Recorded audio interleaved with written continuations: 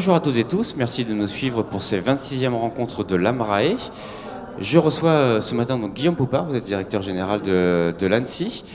Donc l'ANSSI qui s'occupe donc de sécurité informatique, et on voit qu'il y a eu beaucoup de menaces en 2017, il y a eu des affaires très médiatiques, je pense à NotPetya, je pense à WannaCry.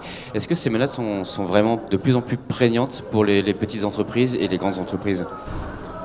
Malheureusement, on ne peut pas se rassurer avec ce que l'on voit. On voit des attaquants de plus en plus agressifs, de plus en plus motivés, de plus en plus compétents techniquement, de plus en plus nombreux, et en même temps des victimes de plus en plus nombreuses également, liées à quelque chose de positif, qui est la numérisation de l'ensemble de beaucoup d'activités. Mais quand on se numérise, on crée un risque numérique, donc c'est l'ensemble des deux qu'il faut être capable de mener de front, et sécurité numérique et transformation numérique. Et aujourd'hui, ce que l'on observe, c'est en effet une numérisation qui va parfois très très vite, pour les petits comme pour les grands d'ailleurs. Chacun, c'est même vital pour beaucoup d'acteurs de se numériser, et parfois une prise en compte du risque numérique qui n'est pas à la hauteur. Alors il y a une réglementation qui va entrer en vigueur le 25 mai, donc le règlement général sur la protection des données. Est-ce que ça amène une certaine prise de conscience finalement pour les petites entreprises qui se disaient « bon, moi je suis une petite entreprise donc je ne vais pas être touché », mais finalement une prise de conscience sur ces menaces? Le règlement sur les données personnelles, il est issu d'un constat, c'est que les États doivent réguler, doivent fixer des règles pour protéger les données de nos concitoyens. C'est leur responsabilité. Alors c'est sûr que quand on voit ce que ça donne en termes de transcription, c'est parfois un choc pour ceux qui doivent le mettre en œuvre, c'est parfois compliqué. Clairement, ceux qui sont moins préparés vont avoir la plus haute marche à franchir pour être capable de se mettre en conformité avec la réglementation. Mais il faut bien comprendre l'esprit de cette réglementation. Si on ne réglemente pas aujourd'hui, si on ne protège pas nos concitoyens, demain, ça va être un cauchemar numérique total, et les données des uns et des autres vont se retrouver comme ça, traitées comme des proies, vont être vendues au marché noir, vont être échangées. Donc il faut réagir. Et donc c'est en ce sens où le RGPD est extrêmement positif.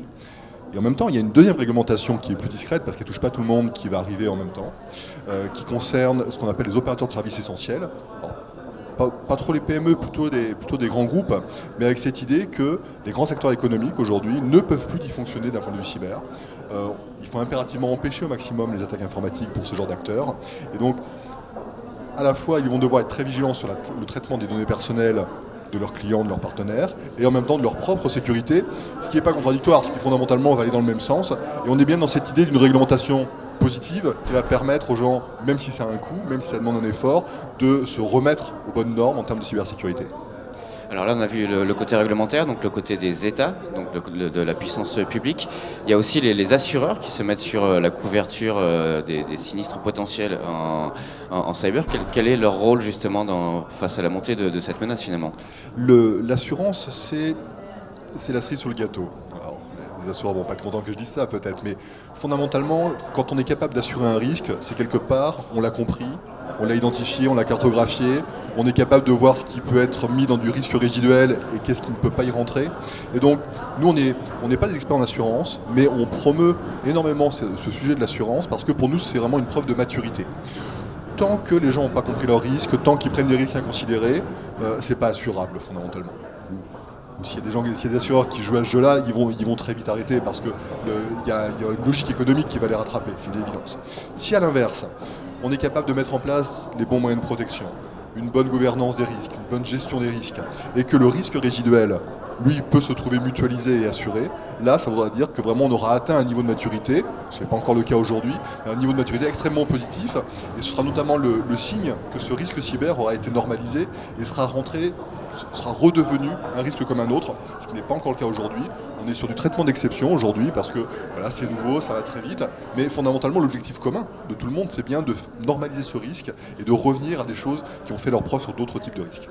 Donc, pour conclure, on n'est pas encore sur un niveau de maturité sur ce risque qui est encore très élevé. La maturité, elle n'est pas là. Il faut être très modeste. Les techniques d'attaque évoluent extrêmement vite. L'état de numérisation de notre société, de notre économie, n'en est qu'à son début, quelque part. Donc, il va falloir rester extrêmement agile. Il va falloir que les différents acteurs, les assureurs, les entreprises, les pouvoirs publics, les citoyens, s'adaptent et soient eux-mêmes très agiles, prennent en compte ces questions-là et soient très agiles. On va vivre des années passionnantes, dures pour certains parce qu'il va y avoir de plus en plus d'attaques, il va y avoir de plus en plus de victimes, mais l'idée c'est bien d'en prendre conscience pour que tout ça se normalise et qu'on revienne à quelque chose de beaucoup plus maîtrisé et maîtrisable. Guillaume Poupard, merci. Et je vous rappelle que vous pouvez retrouver toutes nos interviews vidéo sur notre site News Assurance Pro.